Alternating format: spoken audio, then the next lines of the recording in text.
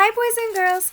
It's Mrs. Torres here, bringing you Chapter 6 in Peter Pan. I'm so excited.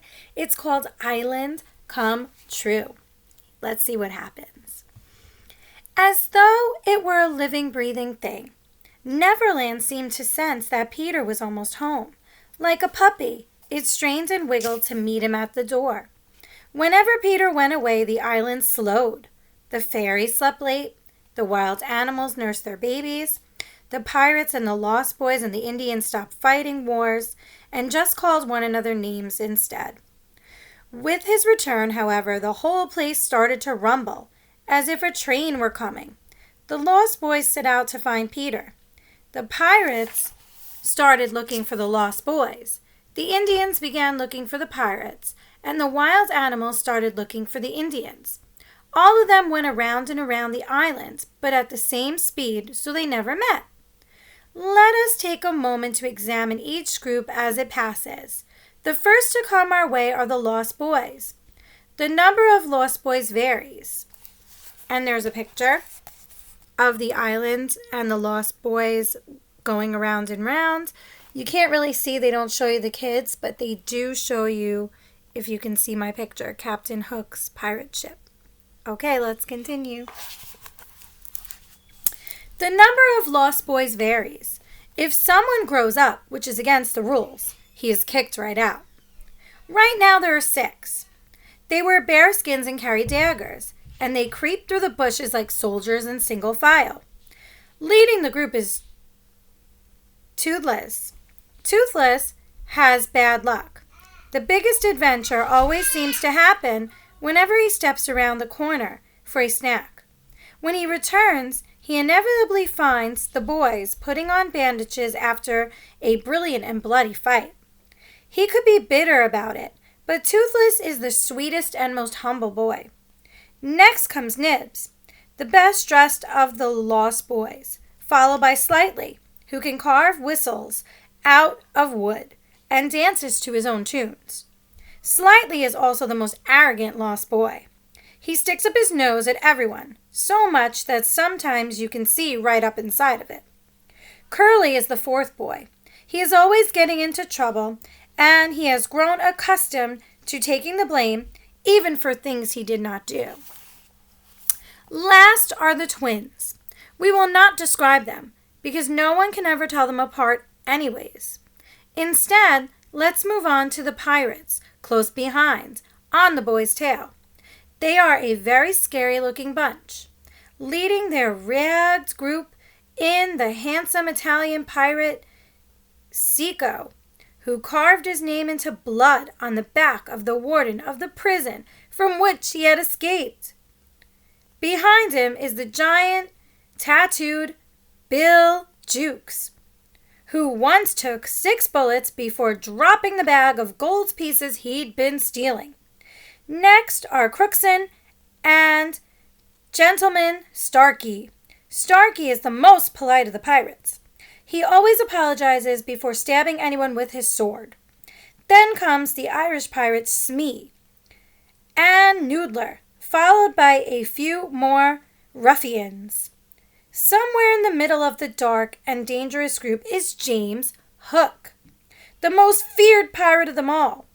His hair is styled in long, shiny black curls, framing a sternly handsome face. His eyes are deep and black and dead, unless he is plunging his hook into someone, in which case his eyes sparkle bright and happy red. Hook is a different breed of pirate from the rest of his crew. Except at the sight of his own blood, he is courageous. He is a master storyteller, and he speaks beautifully and softly, even when he is swearing, and is never more sinister than when he is being polite.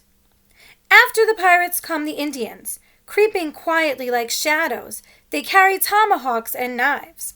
Among them is Tiger Lily, the beautiful Indian princess, whom none dare approach for fear that she will raise her hatchet to them. Behind the Indians creep the beasts, lions, tigers, bears, and other animals. The beasts are so hungry that their tongues are hanging out. Finally, there comes a giant crocodile. He is hungry too, but not for just any meat. No, he has a craving for something, or rather someone specific. The boy stopped first. They are getting tired. I wish Peter could get home already and tell us how Cinderella ends. Slightly sad, out of his breath. Toothless was about to respond when the boys heard the pirates walking and singing in the distance. The Lost Boys had stopped, but the pirates were still coming. Peter had trained the boys well, and they knew exactly what to do. In a flash, they came running to a nearby tree. Instead of climbing up, however, the boys went down. The trees were hollow, each with a hole in it, exactly as big as one of the boys, and all leading to the same underground cave. Hook had heard about these tree doors and thought it silly that each boy had his own tree for his purposes. However, it suited him just fine. 7 trees should be easier to find than 1. The pirates soon arrived in the clearing where the Lost Boys had just been. While the others fanned out to continue their search, Hook and Smee stayed behind. "I think I spotted that Nibs boy, Captain," Smee said. "Shall I run after him? I could tickle him with my sword." "No," Hook said. "I want them all, especially their captain, Peter Pan. He cut off my arm and threw it to the passing crocodile." He waved his iron claw in the air. "One of these days, I'm going to shake his hand with this." "Is that why you fear crocodiles?" Smee asked. "Not all crocodiles," Hook replied. "Just that one. It thought my arm was a tasty that it had followed me ever since, licking its lips, just waiting to eat the rest of me. The only reason it has not caught me yet is that it has swallowed a clock, which ticks inside of it. I always hear the beast coming, and I run away." "One day the clock's battery will die," Smee pointed out. "The ticking will stop." "Aye," Hook agreed darkly, sitting down on the mushroom. It was a strangely warm mushroom, Hook thought. Standing up, he pulled at the mushroom and discovered that its top easily came off. The headless mushroom then started to smoke. Why, it wasn't a mushroom at all. It was a chimney. Down the chimney, Hook heard voices. It was the Lost Boys. He had found their cave. Looking around now, he could also see holes in 7 of the nearby trees. "The entrances!" I heard them say. "That Peter is away," Smee whispered. Hook smiled and nodded. He carefully replaced the mushroom top. He had a plan. "Let's return to the ship," Hook said. "We will bake a cake for them and leave it on Marooner's Rock in the Mermaid Lagoon. The boys are sure to find it and gobble it up, and it will make them sick so that we can more easily capture them." "Oh, Hook," and Smee laughed as they walked back to the boat. Soon, however, another sound replaced their laughter. It was the sound of ticking. Hook stopped short, shuddering. "Run!" yelled Smee, but Hook was already gone.